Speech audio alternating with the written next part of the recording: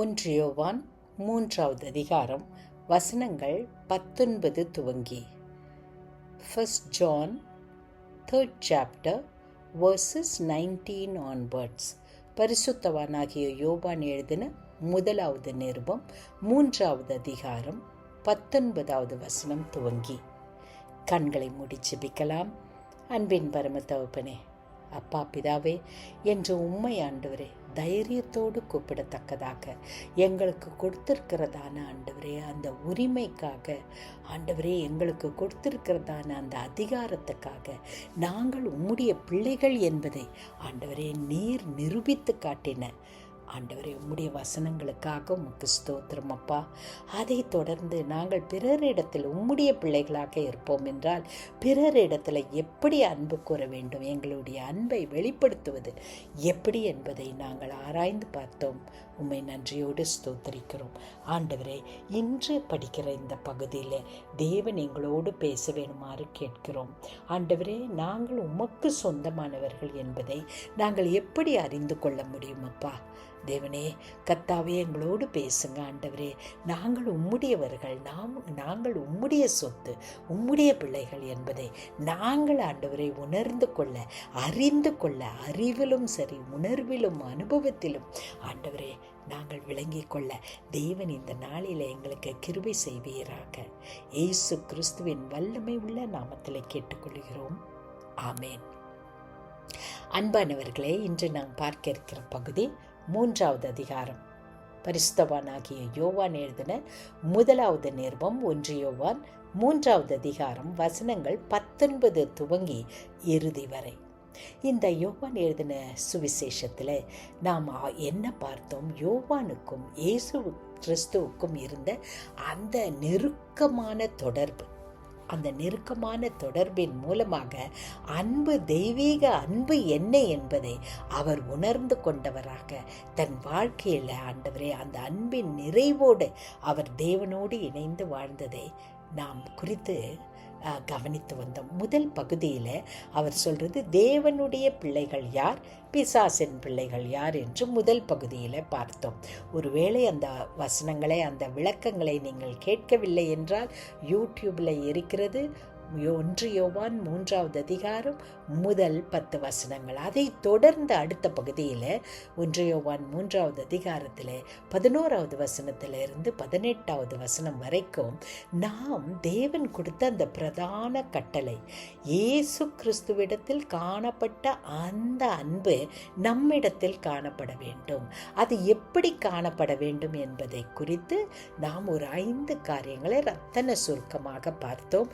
அதையும் நீங்கள் யூடியூப்ல சென்று அந்த பகுதியையும் அந்த பகுதியின் விளக்கத்தையும் கேளுங்கள். அருமையாக தேவனுடைய அன்பு நம்மில காணப்படும் என்றால் பிறரை நாம் எப்படி நேசிப்போம் என்பதை நாம் பார்த்தோம். இன்றைய தினத்தில் நாம் பார்க்க போகிற பகுதி 3வது பகுதி. இதே அதிகாரத்தில் 3வது பகுதியிலே எப்படி நாம் தேவனுடையவர்கள், தேவனுக்கு சொந்தமானவர்கள் என்பதை நாம் அறிந்து கொள்ள முடியும். இதனால் இதை குறித்து நாம் பார்க்க போகிறோம். அதனால் இந்த 19வது வசனத்தை நீங்கள் பார்க்கும்போது இதனால் என்று தொடர்கிறது. எதினால் நாம் உண்மையை சார்ந்தவர்கள் என அறிந்து கொள்ளுவோம். எதினால் அறிந்து கொள்ளுவோம்? ஏற்கனவே நம்ம பார்த்தது, நாம் பிறரிடத்தில் நேசிக்கிற நேசம் நம்முடைய சொல்லில் இருக்கணும், நம்முடைய செயலில் இருக்கணும். அந்த நேசம் உண்மையானதாய் இருக்கணும். சொல்லிலும் செயலிலும் இருந்து கூட உண்மை இல்லாததாய் மாய்மாலம் பண்ண வாய்ப்பு இருக்கிறது. அதனால் நம்முடைய அன்பு அப்படி இருக்க வேண்டும் என்று சொல்லிட்டு அவர் என்ன சொல்றாரு? நாம் உண்மையை சார்ந்தவர்கள் என அறிந்து கொள்ளுவோம். நம் மனசான்றே நாம் குற்றவாளிகள் என தீர்ப்பளித்தாலும் கடவுள் திருமுன் நம் உள்ளத்தை அமைதிப்படுத்த முடியும். ஏனெனில் கடவுள் நம் மனசான்றை விட மேலானவர். இந்த இடத்துல மனசாட்சி என்று சொல்லும்போது 2 காரியங்கள் இருக்குது. ஒன்று, இந்த மனசில் சில வேளையில் சில குற்ற உணர்ச்சி வரும், சில வேளை மனசாட்சி நம்ம இடத்துல பேசும். இந்த குற்ற உணர்ச்சின்னு சொல்கிறது கண்டம்னேஷன். ரோமரில் 8வது அதிகாரம், பரிசுத்தவான் ரோமருக்கு எழுதின அந்த புத்தகத்தில் 8வது அதிகாரத்தில் 1வது வசனத்தில் வரும், there is no condemnation. நம்ம கண்டம் பண்ணுறது யாரு? பிசாசு. அப்போ மனசாட்சியில் நம்மளோடு பேசுறது பரிசுத்த ஆவியானவர். பரிசுத்த ஆவியானவர் நம்ம தப்பு செய்யும்போது நம்ம மனசாட்சியின் மூலமாக நம்மோடு பேசுவார். இந்த பரிசுத்த ஆவியானவர் பேசுவதற்கும் பிசாசு பேசுவதற்கும் என்ன வித்தியாசம்னா, பிசாசு என்ன செய்வானா, நம்மை குற்றவாளிகளாக தீர்த்து விடுவான். ஆனால் இயேசு கிறிஸ்து இந்த பரிசுத்த ஆவியானவர் மூலம் நம்ம இடத்துல பேசுவது எப்படி தெரியுமா? நீதிமானாய் இருக்கிறாய், அதனால நீ தவறிலிருந்து வெளியில வர வேண்டும், நீ செய்து கொண்டிருப்பது தவறு என்பதை உணர்த்தி காட்டுவார். உணர்த்தி காட்டுவது பரிசுத்த ஆவியானவர். அப்படி உணர்த்தி காட்டாமல் அந்த பாவத்திலேயே மூழ்கி நம்மை குற்றவாளிகளாக தீர்ப்பளித்து நம்ம மனதை சோர்வடைய செய்வது பிசாசானவன். அது கண்டம்னேஷன், இது கன்விக்ஷன். ஆங்கிலத்தில் வரும்போது 2 வார்த்தைகளை பயன்படுத்துகிறோம். அப்போனா இந்த இடத்துல பரிசுத்த ஆவியானவர் நமக்கு செய்வதெல்லாம் நம்முடைய மனசாட்சியின் மூலமாக நம்மோடு பேசுகிறார். இப்போ பாருங்கள், நல்லா பார்த்தீங்கன்னா பரிசுத்த ஆவியானவர் பேசுகிறதும் பிசாசு பேசுகிறதுக்கும் நிறைய வித்தியாசம் இருக்குது. அதில் மேன்மையான வித்தியாசம், முக்கியமான வித்தியாசம் என்ன தெரியுமா? பிசாசு பேசும்போது பாவம் செய்யறதுக்கு முன்னால இது பெரிய பாவமாக இருக்கும், ஆனால் பிசாசு சொல்லுவான் அது பாவமே இல்லை, எல்லாரும் செய்கிறாங்க, நீ செய்யறதுல ஒன்றும் இல்லைன்னு சொல்லுவான். ஆனால் அந்த பாவத்தை செய்து முடித்ததும், ஐயோ நீ ஆண்டவரோட பிள்ளையா, இப்பேற்பட்ட பாவத்தை செஞ்சுட்டே, இனிமே உனக்கு என்ன கிடையாது? விமோச்சனமே கிடையாது அப்படின்னு நம்மளை குற்றவாளிகளாக தீர்த்து விடுவான். ஆனால் பரிசுத்த ஆவியானவர் எப்படி பேசுவார் தெரியுமா? பாவம் செய்யறதுக்கு முன்னால நீ செய்ய போகிற பாவம் மிக பயங்கரமானது என்று நம்மிடத்துல தெளிவாக பேசுவார். அதனால நம்ம என்ன செய்வோம்? ஐயோ இவ்வளவு ஆபத்தான காரியமா, அப்பனா நான் பாவம் செய்யக்கூடாது, பரிசுத்த ஆவியானவரே எனக்கு உதவி செய்யுங்க, பரிசுத்த வசனத்தை என் இருதயத்தில் காத்து கொள்ளுகிறேன், நான் பாவம் செய்யாமல் இருக்க உதவி செய்யுங்கன்னு நம்ம ஜெபித்து பாவத்தை செய்யாமல் இருப்போம். ஆனால் ஒருவேளை தவறி அதே பாவத்தை செய்துவிட்ட பிற்பாடு பரிசுத்த ஆவியானவர் என்ன சொல்லுவார் தெரியுமா? இனி பாவம் செய்யாதே, குற்ற மனசாட்சியோடு வாழாதே, நான் உனக்கு மன்னித்துட்டேன்னு சொல்லுவார். அப்போ இந்த 2த்துக்கும் எவ்வளோ வித்தியாசம் இருக்குது பார்த்தீங்களா? அப்போ நீங்கள் இன்னொரு வகையில் யோசிக்கலாம், அப்போ ஆண்டவர் என்னை மன்னிப்பார் என்ற அந்த தைரியம் எனக்கு இருக்கும்னா நான் திரும்ப திரும்ப பாவம் செய்ய மாட்டேனா அப்படின்னு ஒரு கேள்வி வரும். செய்ய மாட்டோமா? காரணம் என்ன தெரியுமா?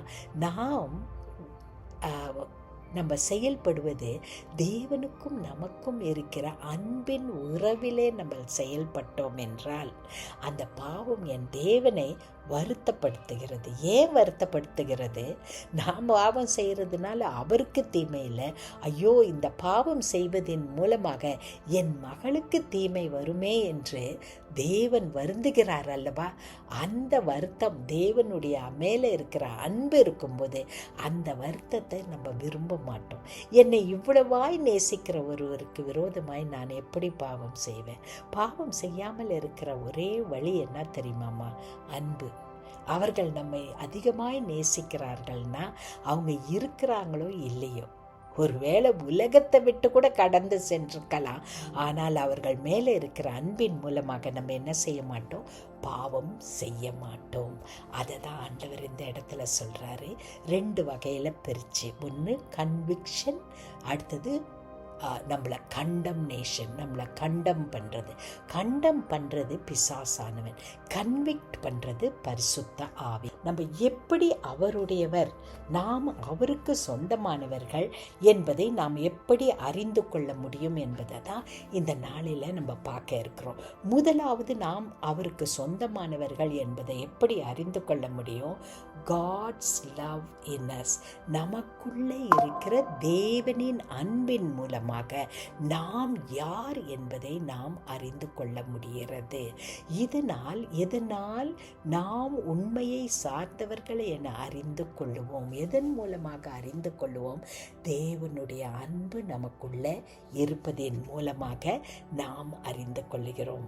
அது முதலாவது. அடுத்தது பாருங்க, 2வது அதில் பார்க்கும்போது 20வது வசனம் 21வது வசனத்தில் பார்க்கும்போது there is no condemnation, நம்மை குற்றவாளிகள் என்று தீர்ப்பளிப்பது இல்லை. யார் அளிப்பதில்லை? பரிசுத்த ஆவியானவர் நம்மை குற்றவாளிகள் என்று தீர்ப்பது இல்லை. 21வது வசனத்தில் பாருங்க, நம் மனசான்று நாம் குற்றவாளிகள் என தீர்ப்பளிக்காதிருப்பதன் மூலமாக அவர் திருமுன்ன நம்ம என்ன செய்கிறோம்? நம்பிக்கை கொண்டிருக்கிறோம். அப்பனா நாம் அவருடையவர்கள் என்று அறிந்து கொள்வது முதலாவது அவருடைய அன்பு, நிறைவான அவருடைய அன்பு நம்மள இருப்பதனால நாம் அறிந்து கொள்ளுகிறோம். 2வது 20வது வசனம் 21வது வசனத்தில் நாம் எப்படி அறிந்து கொள்ளுகிறோம்னா, நாம் குற்றவாளிகள் என்று நம்முடைய மனசு என்ன செய்யல? நம்மை தீர்க்கவில்லை. பாவம் செய்தேன் தான், ஆனால் அந்த பாவத்திலிருந்து நான் வெளியே வந்துட்டேன், அதனால் நான் குற்றவாளி இல்லை. நான் பாவம் செய்து கொண்டே இருப்பதில்லை. நான் ஏற்கனவே உங்களுக்கு சொன்னேன் இல்லையா, it is not continuing in sin, it is not the habit of sinning. அது இல்லை என்னில், அதனால நான் குற்றவாளி இல்லை. குற்றம் என்னுடைய மனசாட்சியில் பரிசுத்த ஆவியானவர் பேசுவார். அவர் பேசும்போது அந்த பாவத்தை செய்வதற்கு நான் விரும்புவதே இல்லை. தவறி செய்து விட்டாலும் உடனே வெளியில வந்து விடுகிறேன். 3வது பாருங்க, 3வது பார்க்கும்போது 22வது வசனம், அவரிடத்துல நாம் எதை கேட்டாலும் பெற்றுக்கொள்கிறோம். ஆண்டவரே, நான் எனக்கு இது தேவைன்னு கேட்டால் அதை நீர் கொடுக்கிறீர். ஏன் நான் கேட்கணும்? அநேக சமயத்தில் கர்த்தருக்குள் களிக்கூறு, உன் இருதயத்தின் வேண்டுதல்களை அவர் அருள் செய்வார். வாயில வேண்ட வேண்டாமா? இருதயத்துக்குள்ள வேண்டுதல் இருக்கும்போதும் தேவன் அதை நமக்கு கொடுப்பார் என்று சொல்லுகிறார். அப்பனா நான் கேட்கறது எல்லாத்தையும் ஆண்டவர் கொடுத்துருவாரா? கட்டாயம் கொடுப்பாருமா. ஆனால் அதே நேரத்தில் கொஞ்சம் ஆழ்ந்து இந்த வசனத்தை நம்ம மற்ற 5வது அதிகாரத்தில் வரும், அவருடைய சித்தத்தின்படி நாம் கேட்கும்போது அதை என்ன செய்கிறார்? ஆண்டவர் நமக்கு கட்டாயம் தருகிறார். அப்போ ஏன் சில காரியத்தை ஆண்டவர் கொடுக்கல? அதை கொடுக்கும்போது அது நமக்கு நன்மையானதாக இருக்காது. யோவான் 5வது அதிகாரத்தில் 24வது வசனம் இதிலெல்லாம் நம்ம பார்க்கும்போது அவர் சொல்கிறார், சில காரியம் அவர் கொடுக்கும்போது அவர் நமக்காக செய்கிற அந்த காரியம் நமக்கு நன்மை உள்ளதாக இருக்காது. அதனால ஆண்டவர் என்ன செய்வார்? நமக்கு கொடுக்காமல் இருக்கலாம். நம்ம யோசித்து பாருங்க, நம்ம பிள்ளைங்க நம்ம கிட்ட கேட்குறாங்க, கேட்கறது எல்லாம் நம்ம கொடுத்துட்றோமா? ஏன் கொடுக்கறது இல்லை? அவங்க கொடுக்கலன்னதும் அவங்கள என்ன செய்கிறோம்? அவங்க நம்ம கிட்ட கோவப்படுறாங்க இல்லையா? எனக்கு என்னுடைய வாழ்க்கையிலேயே ஞாபகம் இருக்குது, சின்னதாக இருக்கும்போது சில காரியங்களை சாப்பிட்றதுல ரொம்ப ஆசை. இந்த மில்க் பவுடரில் ஒரு ஸ்வீட் செய்வாங்க. அந்த ஸ்வீட்டை எனக்கு 3 வேளையாக அந்த ஸ்வீட்டை கொடுத்துட்டா போதும், நான் அதுலேயே நான் சாப்பிட்டுட்டு இருக்கலான்னு நினச்சிக்குவேன். சின்னவளாக இருக்கும்போது நான் நினச்சிக்குவேன், பால் பவுடர் தானே, மில்க் தானே, அது நம்முடைய உடலுக்கு நல்லது தானே, நம்ம அம்மா ஏன் நமக்கு கொடுக்க மாட்டேன்றாங்க அப்படின்னு எங்கள் அம்மா மேலே பயங்கர கோபம் வந்ததெல்லாம் எனக்கு ஞாபகம் இருக்குது. ஒரு வேளை எனக்கு அப்போ ஒரு 8 வயசு இருக்கலாம். அந்த வயசில் 8 வயதில் ஐயோ மில்க் பவுடர் கேட்கும்போது அது சும்மா சாப்பிடக்கூடாதுன்ட்டு எங்கள் அம்மா தடங்கல் பண்ணும்போது எனக்கு ரொம்ப மனசுக்கு வேதனையாக இருக்கும். இவங்க அம்மாவா, நம்மளை நேசிக்கிறாங்களா, இப்படியெல்லாம் யோசித்திருக்கிறேன். அப்புறம் மனசில் யோசித்துக்குவேன், நம்ம பெரியவளை ஆயிட்டதும் நம்ம எதுவுமே வாங்க வேண்டியதில்லை, நிறைய மில்க் பவுடர் வீட்டில் வாங்கி வச்சுட்டு அதையே சாப்பிட்லான்ட்டு. இன்னைக்கு யோசித்து பார்க்குறேன், எவ்வளவு ஒரு ஒரு அற்பமான ஒரு எண்ணமாக அது இருந்திருக்குதுன்னு. ஒருவேளை அன்னைக்கு எங்கள் அம்மாவுக்கு என் மக கேட்குறாளே, அவள் व्यसனப்படுவாளே, அழுகிறாளே, இவ்வளோ ஆசைப்படுறாளே, நம்ம கொடுத்துடலான்ட்டு அதிகமான மில்க் பவுடரை எனக்கு கொடுத்துருந்தாங்கன்னா கொஞ்சம் யோசித்து பாருங்களேன் என்ன நடந்திருக்கும் இல்லையா? அப்போ ஆண்டவர் நமக்கு ஏதாவது கேட்டுட்டு கொடுக்கலன்னா இன்னும் அந்த அதை குறித்ததான அதன் மூலம் வருகிற தீங்கு அது நமக்கு அந்த நேரத்தில் நல்லதில்லைன்றது யாருக்கு தெரியும்? நம்முடைய தேவனுக்கு தெரியும். அதனால நாம் எதை கேட்டாலும் பெற்றுக்கொள்ளுகிறோம் என்பது உண்மைதான். நம்ம கேட்கறதுல காரியத்தை ஆண்டவர் நமக்கு கொடுக்கறதுக்கு தான் அவர் விருப்பம் உள்ளவராக இருக்கிறார். ஆனால் அது அவருடைய சித்தம். அவருடைய சித்தம்னா என்ன? எனக்கு நன்மை நடக்க வேண்டும் என்பது தான் அவருடைய சித்தம். அவருடைய சித்தம் எல்லாமே, அவர் என்னை குறித்து நினைத்திருக்கிற நினைவுகள் எல்லாமே எனக்கு நல்ல வருங்காலம் இருக்கணும், நான் வருங்காலத்தில் சுகமாக இருக்கணும், ஆவிக்குரிய ஜீவியத்திலும் சரி என்னுடைய சரீரத்திலையும் சரி. அதனால தான் மூன்றாவது நாம் அவருடையவர்கள் என்று சொல்லும்போது அடுத்தது நாம் எதை கேட்டாலும் அவர் நமக்கு கொடுக்கிறார். ஏனெனில் அவர் கட்டளைகளை கடைபிடிக்கிறோம். அவர் திருமுன் அவருக்கு உகந்தவற்றையே செய்து வருகிறோம். இப்போ அவருடைய சித்தத்தை நம்ம செய்யும் போது நம்ம கேட்கறது கூடமா சரியான நமக்கு தெரியும். ஆவிக்குரிய ஜீவியத்தில் எதை கேட்கணுன்றது தெரியும். ஆவிக்குரிய ஜீவியத்தில் குழந்தைங்களாக இருக்கும்போது யாராவது நமக்கு தீங்கு செஞ்சிடுறாங்கன்னா ஆண்டவரே அவங்களுக்கு பதில் செய்யும். இப்படி கேட்குறோம். நம்மளே வளர்ந்து வரும்போது ஒரு ஆவிக்குரிய ஜீவியத்தில் ஒரு முதிர்ச்சி அடையும் போது பிதாவே அவங்களுக்கு மன்னியோன்னு கேட்க நம்ம ஆரம்பிக்கிறோம். அதனால தான் மூன்றாவது காரியம் என்னன்னா, ஆண்டவர் நாம் தேவனுடைய பிள்ளைகள் என்று இருக்கும்போது முதலாவது தேவனுடைய அன்பை நம்ம உணர்வோம். ரெண்டாவது நமக்கு என்ன இல்லை, ஆக்கினை தீர்ப்பு இல்லை. மூன்றாவது நாம் ஜெபிக்கும்போது நம் ஜெபத்தை ஆண்டவர் கேட்கிறார். இப்போ ஆண்டவர் நம்முடைய ஜெபத்தை கேட்கிறார் என்றதற்கு அர்த்தம் என்ன தெரியுமா? அவர் இல்லைன்னு சொன்னாலும் அவர் நம்ம ஜெபத்தை கேட்டிருக்கிறாரு. ஆம் என்று எஸ் என்று சொன்னாலும் நம்ம ஜெபத்தை கேட்டிருக்கிறாரு. வெயிட் கொஞ்ச காலம் பொறு என்று சொன்னாலும் அவர் நம்ம ஜெபத்தை கேட்டிருக்கிறாரு. இல்லை நம்ம ஜெபிக்கும் போது வித்தியாசமான பதிலை கொடுத்தாலும் நம்ம ஜெபத்தை கேட்டிருக்கிறார். இந்த 4 வகையில் எந்த வகையில் இருந்தாலும் அவர் நம்முடைய ஜெபத்தை கேட்கிறவராக இருக்கிறார். எப்படி கேட்பாரு? நம்முடைய வாழ்க்கைக்கு, என்னுடைய சந்தோஷத்திற்கு, என்னுடைய மகிழ்ச்சிக்கு எது நிறைவு கொடுக்குமோ கட்டாயம் செய்வார். எத்தனை நாட்கள்மா என்னுடைய மனசுல யோசித்ததை ஆண்டவர் என் வார்த்தையில வருவதற்கு முன்னதாக மன விருப்பத்தை நிறைவேற்றி வைத்திருக்கிறார்.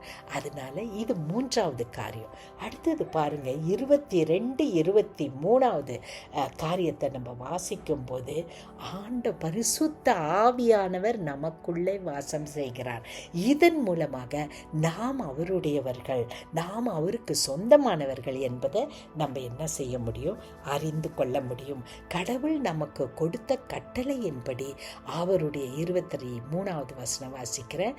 அவருடைய மகன் இயேசு கிறிஸ்துவிடத்தில் நம்பிக்கை கொண்டு ஒருவர் மற்றவரிடம் அன்பு செலுத்த வேண்டும், இதுவே அவரது கட்டளை. திருப்பி அந்த அன்பை குறித்து அவர் சொல்லிட்டு 24வது வசனம், கடவுளுடைய கட்டளைகளை கடைபிடிப்பவர் அவரோடு இணைந்திருக்கிறார்கள்.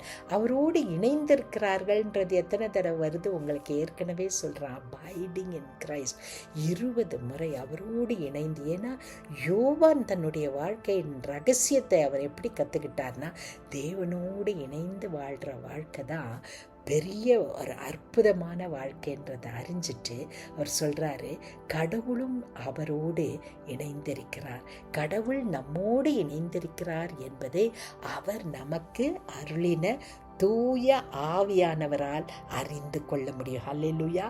நாம் அவருடையவர்களோடு இணைந்திருக்கிறோம் என்பதை எப்படி அறிந்து கொள்ள முடியும்? பரிசுத்த ஆவியானவர் அதை நமக்கு வெளிப்படுத்துவார். அன்பானவர்களே, how will I know that I belong to him? ஆண்டவருக்கு சொந்தமானவள் நான் என்றதை நான் எப்படி அறிந்து கொள்ள முடியும்? முதலாவது அவருடைய அன்பு என்னில் காணப்படுது இல்லையா? அந்த அன்பை நான் காண முடியுது, கண்ணில் காண முடியுது. எப்படி இப்போ முடியுது? சிலுவையின் காட்சி, அவர் எனக்காக செலுத்தினது, எனக்காக செய்து கொண்டு இருப்பது. சொந்த மகனையே கொடுத்தார்னா மற்ற எல்லாத்தையும் கொடுக்காமல் இருப்பது எப்படி? அந்த அன்பின் மூலமாக அறிந்து கொள்ள முடியுது. எனக்கு என்னை ஆண்டவர் என்ன செய்வதில்லை, தெர் இஸ் நோ காண்டம்னேஷன். என்னை நியாய தீர்ப்பு கொடுத்து என்னை அழிப்பது அல்ல அவரது சித்தம். என்னை மேல் தூக்கி விடுவதே என்பதன் மூலமாக நான் அவருக்கு சொந்தமானவள் என்பதை அறிந்து கொள்ள முடியுது. மூன்றாவது நான் எப்படி அறிந்து கொள்ள முடியுது? என்னுடைய ஜெபங்கள், என் இருதயத்தின் நினைவுகள் எல்லாவற்றையும் தேவன் என்ன செய்கிறார்? எனக்கு பதில் கொடுக்கிறார். இதன் மூலமாக அறிந்து கொள்ள முடிகிறது. நான்காவதாக நான் பார்க்கும்போது பரிசுத்த ஆவியானவர் எனக்குள்ளே இருக்கிறார். இதன் மூலமாக அறிந்து கொள்ள முடிகிறது. அன்பானவர்களே, நாம் ஆண்டவருக்கு சொந்தமானவர்கள். இந்த அறிவு நமக்கு இருக்கும் என்றால் நம்முடைய வாழ்க்கை மாற்றப்பட்ட வாழ்க்கையாக இருக்கும். எனவே நிதானித்து பார்ப்போம். இந்த கடைசி பகுதியில் இந்த 3வது அதிகாரத்தை 3 பகுதியாய் நம்ம பிரித்து பார்த்தோம். தேவனுடைய பிள்ளையா, பிசாசின் பிள்ளையா? முதல் பகுதி. 2வது பகுதி, நான் பிறரை எப்படி அன்பு செலுத்த வேண்டும்? 2வது பகுதி. 3வது பகுதி, நான் தேவனுடைய பிள்ளை என்பதை நான் எப்படி அறிந்து கொள்கிறேன்? இதன் மூலம் இந்த 4 காரியங்களை வைத்து நான் தேவனுடைய பிள்ளை என்பதை அறிந்து கொள்ளுகிறேன். அன்பானவர்களே, பரிசுத்த ஆவியானவர் நமக்குள்ளே இருக்கும்போது நமக்கு எந்த சந்தேகமும் வராது. பரிசுத்த ஆவியானவர் நமக்கு என்ன செய்வார்னா, அவர் நம்முடைய துணையாளர், பாராக்ளீட்டா நம்ம படித்தோம் இல்லையா? நம்மோடு இருக்கிறவர், நம்மோடு கூட வருகிறவர். ஹீ இஸ் ஆர் ஹெல்ப்பர், நமக்கு உதவி செய்கிறவர், நமக்காக பேசுகிறவர். இப்படிப்பட்ட பரிசுத்த ஆவியானவர் நமக்குள்ளே இருக்கும்போது ஆம் தேவனுடையவர்கள் என்பதை அவர் நமக்கு உணர்த்தி காட்டுவார். அன்பானவர்களே, எவ்வளவு அழகான ஒரு அதிகாரம் இல்லையா? இந்த 3வது அதிகாரம் திரும்ப திரும்ப படித்து பாருங்க. ஆண்டவருக்கு சொந்தமானவர்கள். நான் ஆண்டவருக்கு சொந்தம் என்பதை அறிந்து கொண்டால் அதுதான் வெற்றியின் ரகசியம். இந்த வெற்றியின் ரகசியம் என்ன தெரியுமா? நான் யார் என்பது இல்லை, நான் எவ்வளவு திறமை உள்ளவள் என்பது அல்ல. வெற்றியின் ரகசியம் என்னோடு கூட இருக்கிற என் தேவன் எவ்வளவு பெரியவர், எனக்குள்ளே வாசமாயிருக்கிற என்னுடைய தேவன் என்னுடைய தகப்பன். அதுதாம்மா வெற்றியின் ரகசியம். கண்களை மூடி ஜெபிக்கலாம். எங்களை அதிகமாய் நேசிக்கிற எங்கள் அன்பின் பரம தகப்பனே, இந்த 3வது அதிகாரத்தில் எத்தனை முறை ஆண்டவரே எங்களுக்கு உம்முடைய அன்பை மீண்டும் மீண்டும் மீண்டும் மீண்டும் வெளிப்படுத்தி இருக்கிறேன். நாங்கள் செய்வதெல்லாம் உம்மோடு இணைந்து நாங்கள் வாழ வேண்டும் ஆண்டவரே. அதற்கு நீர் கிருபை செய்வீராக. இயேசு கிறிஸ்துவின் பரிசுத்த நாமத்தில் கேட்டுக்கொள்கிறோம் பிதாவே. ஆமேன், ஆமேன்.